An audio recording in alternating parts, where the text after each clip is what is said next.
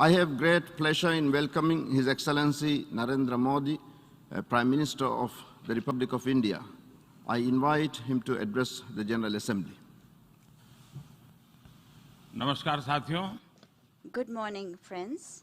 His Excellency Abdulla Shahid जी, His Excellency Mr. Abdullah आपको Shahid. अध्यक्ष पद संभालने की First of all, I would like to हार्दिक बधाई. warmly congratulate you on आपका अध्यक्ष assuming बनना the office of President of the सभी UNGA. विकासशील देशों Your becoming president और is a विशेषकर matter of pride for all developing small countries island developing and states के in लिए particular for small island गौरव की developing बात है. states.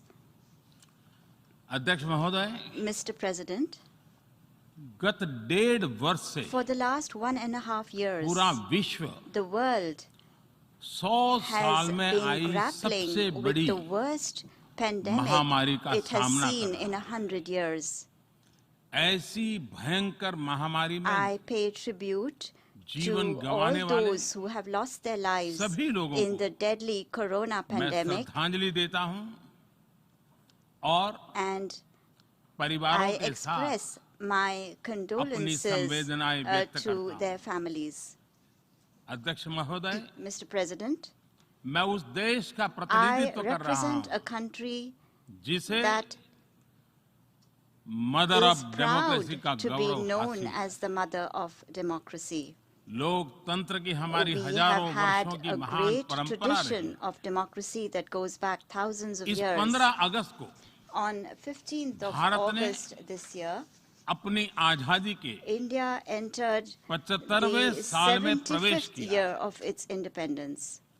हमारी विविधता Our diversity हमारे सशक्त लोकतंत्र is की the पहचान है. identity of our strong एक ऐसा democracy. देश It is a country जिसमें that has दर्जनों भाषाएं dozens हैं, of languages, सैकड़ों बोलियां हैं, hundreds of dialects, अलग अलग रहन सहन different खान पान. lifestyles and cuisines. ये vibrant This is democracy the का best बेहतरीन example of a उदाहरण है. vibrant democracy. ये भारत के लोकतंत्र की ताकत है. The strength of our एक democracy छोटा बच्चा is demonstrated जो by the कभी fact that a little एक boy रेलवे स्टेशन who के at टी one स्टॉल पर time used to help अपने his पिता father की मदद at करता his tea था, stall at the railway आज station is today चौथी बार addressing the भारत के United प्रधानमंत्री के Nations तौर पर General Assembly for the fourth time UNGA को as संबोधित Prime कर रहा Minister है. of India.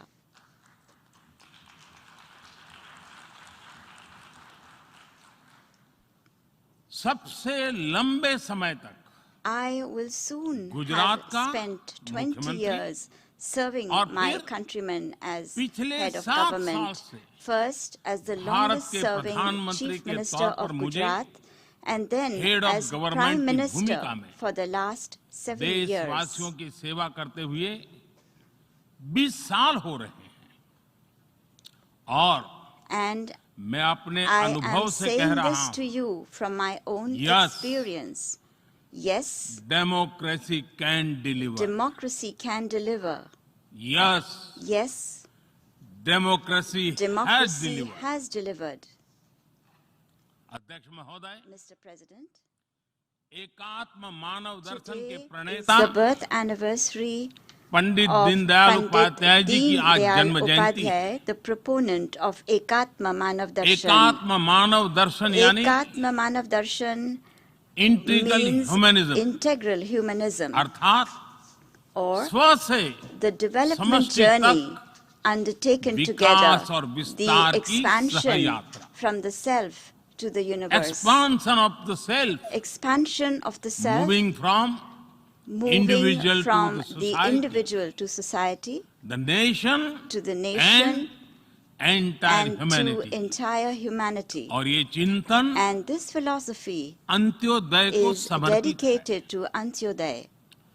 अंत्योदय को आज की परिभाषा The में modern day where definition no one of is left behind कहा Antyodaya जाता है. is where no one is left इसी भावना behind. के साथ It is with this principle आज in mind that India integrated, today is moving equitable forward on the path of development की राह पर आगे integrated, बढ़ रहा है. equitable development.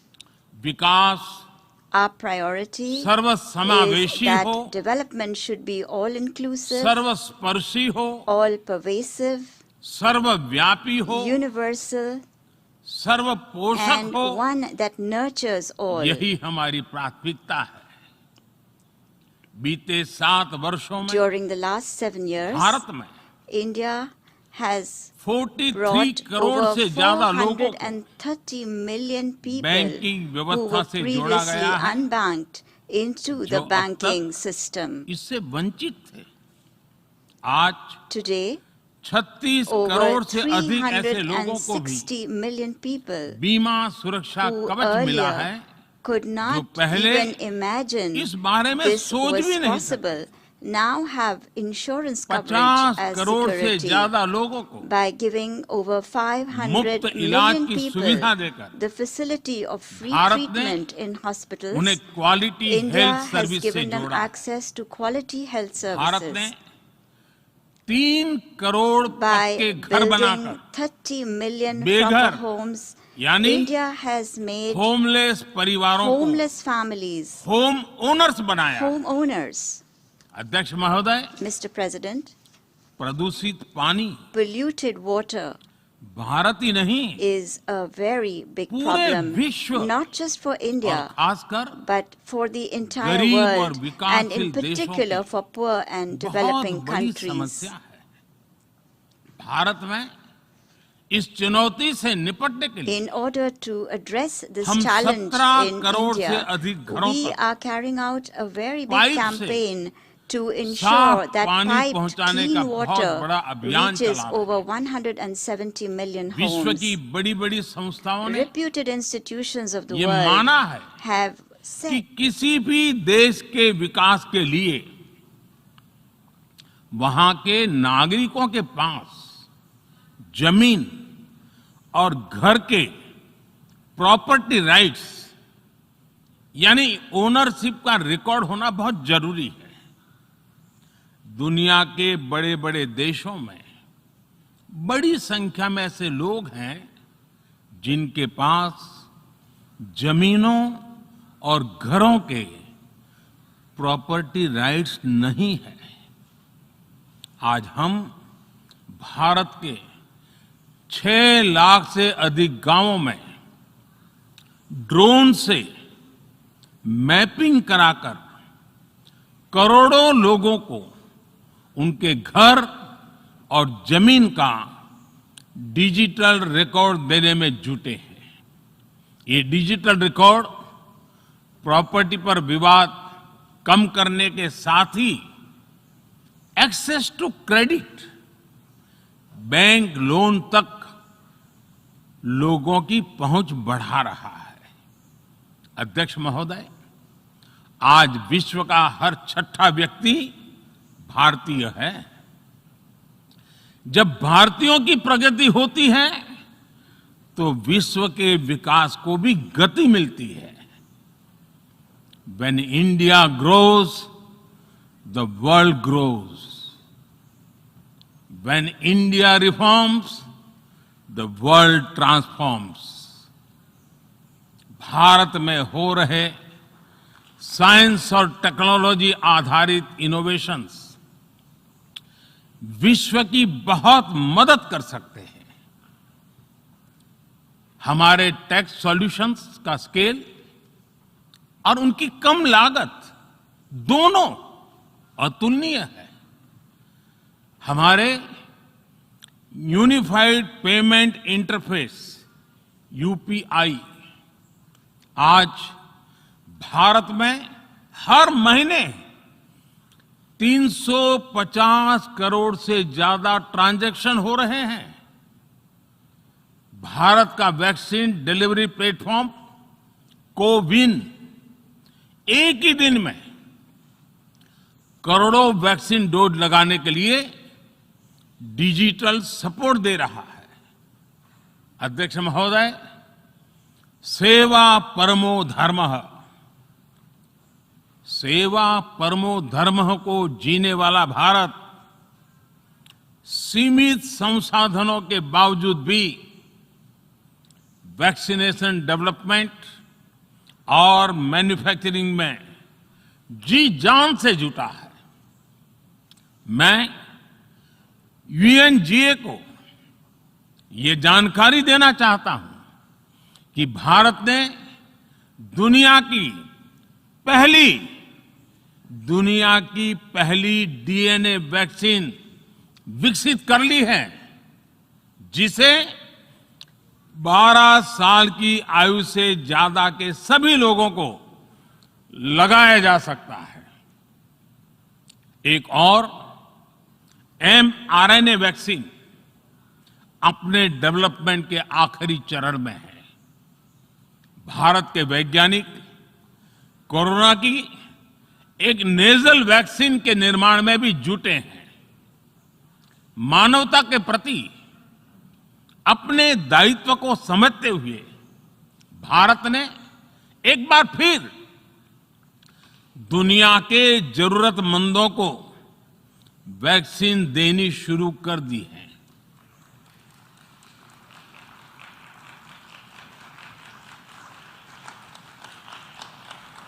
मैं आज दुनिया भर के वैक्सीन मैन्युफैक्चरर्स को भी आमंत्रित करता हूं,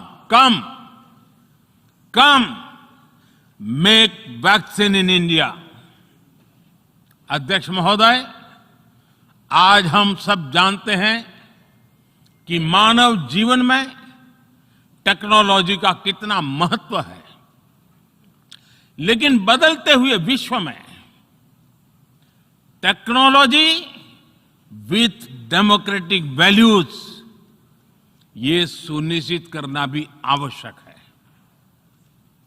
भारतीय मूल के डॉक्टर्स, इनोवेटर्स, इंजीनियर्स, मैनेजर्स किसी भी देश में रहें, हमारे लोकतांत्रिक मूल्य उन्हें मानवता की सेवा में जुटे रहने की प्रेरणा देते रहते हैं। और ये हमने इस कोरोना काल में भी देखा है। अध्यक्ष महोदय, कोरोना महामारी ने विश्व को यह भी सबक दिया है कि वैश्विक अर्थव्यवस्था को अब और अधिक डाइवर्सिफाई किया जाए। इसके लिए ग्लोबल वैल्यू चेन्स का विस्तार आवश्यक है। हमारा आत्मनिर्भर भारत अभियान इसी भावना से प्रेरित है। ग्लोबल इंडस्ट्रियल डाइवर्सिफिकेशन के लिए भारत विश्व का एक लोकतांत्रिक और भरोसेमंद पार्टनर बन रहा है। और इस अभियान में भारत ने इकोनॉमी और इकोलॉजी दोनों में बेहतर संतुलन स्थापित किया है। बड़े और विकसित देशों की तुलना में क्लाइमेट एक्शन को लेकर भारत के प्रयासों को देखकर आप सभी को निश्चित ही गर्व होगा। आज भारत बहुत तेजी के साथ 450 गीगावाट रिन्यूएबल एनर्जी के लक्ष्य की तरफ बढ़ रहा है। हम भारत को दुनिया का सबसे बड़ा ग्रीन हाइड्रोजन हब बनाने के अभियान में भी जुट गए हैं। अध्यक्ष महोदय, हमें अपनी आने वाली पीढ़ियों को जवाब देना है कि जब फैसले लेने का समय था, तब जिन पर विश्व को दिशा देने का दायित्व था, वो क्या कर रहे थे। आज विश्व के सामने रिग्रेसिव थिंकिंग और एक्सट्रीमिज्म का खतरा बढ़ता जा रहा है। इन परिस्थितियों में पूरे विश्व को साइंस बेस्ड, रैशनल और प्रोग्रेसिव थिंकिंग को विकास का आधार बनाना ही होगा। साइंस बेस्ड अप्रोच को मजबूत करने के लिए भारत एक्सपीरियंस बेस्ड लर्निंग को बढ़ावा दे रहा है। हमारे यहां स्कूलों में हजारों अटल टिंकरिंग लैब्स खोली गई हैं, इंक्यूबेटर्स बने हैं और एक मजबूत स्टार्टअप इकोसिस्टम विकसित हुआ है।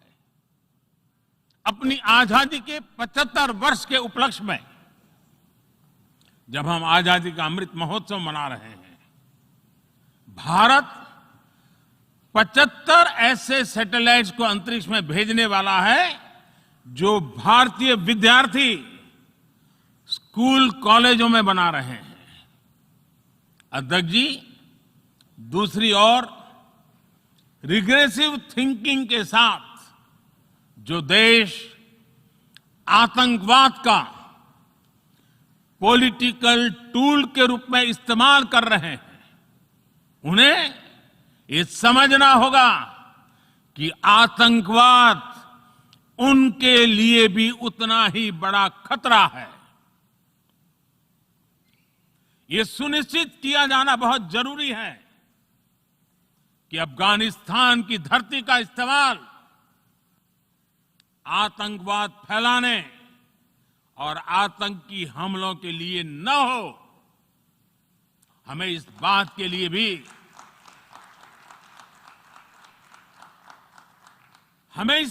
लिए भी सतर्क रहना होगा कि वहां की नाजुक स्थितियों का कोई देश अपने स्वार्थ के लिए एक टूल की तरह इस्तेमाल करने की कोशिश न करें। इस समय अफगानिस्तान की जनता को, वहां की महिलाओं और बच्चों को, वहां की माइनॉरिटीज को मदद की जरूरत है और इसमें हमें अपना दायित्व निभाना ही होगा। अध्यक्ष महोदय, हमारे समंदर भी हमारी साझी विरासत है, इसलिए हमें ये ध्यान रखना होगा कि ओशन रिसोर्सेज को हम यूज करें, एब्यूज नहीं। हमारे समंदर अंतर्राष्ट्रीय व्यापार की लाइफलाइन भी है। इन्हें हमें एक्सपांशन और एक्सक्लूजन की दौड़ से बचाकर रखना होगा। रूल बेस्ड वर्ल्ड ऑर्डर को सशक्त करने के लिए अंतर्राष्ट्रीय समुदाय को एक सुर में आवाज उठानी ही होगी। सुरक्षा परिषद में भारत की प्रेसिडेंसी के दौरान बनी विस्तृत सहमति विश्व को मैरीटाइम सिक्योरिटी के विषय में आगे बढ़ने का मार्ग दिखाती है। अध्यक्ष महोदय, भारत के महान कूटनीतिज्ञ आचार्य चाणक्य ने सदियों पहले कहा था, कालातिक्रमात् काल एव फलम पिबति।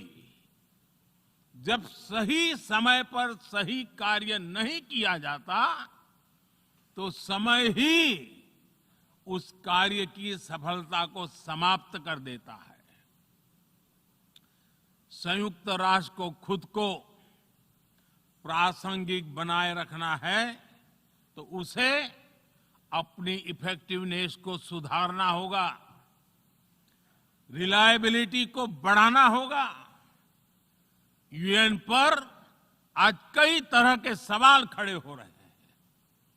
इन सवाल को हमने क्लाइमेट क्राइसिस में देखा है, कोविड के दौरान देखा है, दुनिया के कई हिस्सों में चल रही प्रॉक्सी वॉर, आतंकवाद और अभी अफगानिस्तान के संकट ने इन सवालों को और गहरा कर दिया है। कोविड के ओरिजिन के संदर्भ में और ease of doing business ranking को लेकर वैश्विक गवर्नेंस से जुड़ी संस्थाओं ने दशकों के परिश्रम से बनी अपनी विश्वसनीयता को नुकसान पहुंचाया है। ये आवश्यक है कि हम यूएन को ग्लोबल ऑर्डर, ग्लोबल लॉज और ग्लोबल वैल्यूज के संरक्षण के लिए निरंतर सुदृढ़ करें।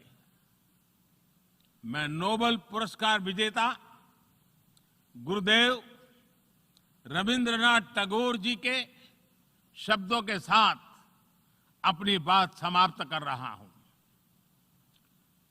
शुभो कर्मपोथे, शुभो कर्मपोथे, ধরো নির্ভয় গান, সব দুর্বল সন্ন্যাস হোক অবসাन। अर्थात अपने शुभ कर्म पथ पर निर्भीक होकर आगे बढ़ो, सभी दुर्बलताएं और शंकाएं समाप्त हो। ये संदेश आज के संदर्भ में संयुक्त राष्ट्र के लिए जितना प्रासंगिक है, उतना ही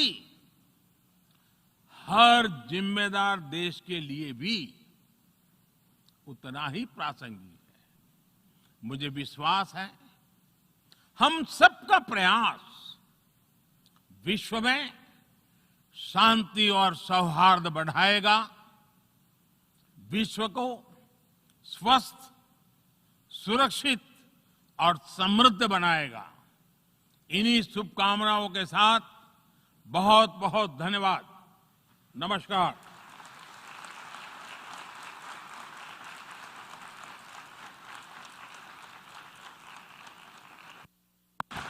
On behalf of the General Assembly, I wish to thank the Prime Minister of the Republic of India for the statement just made, and I request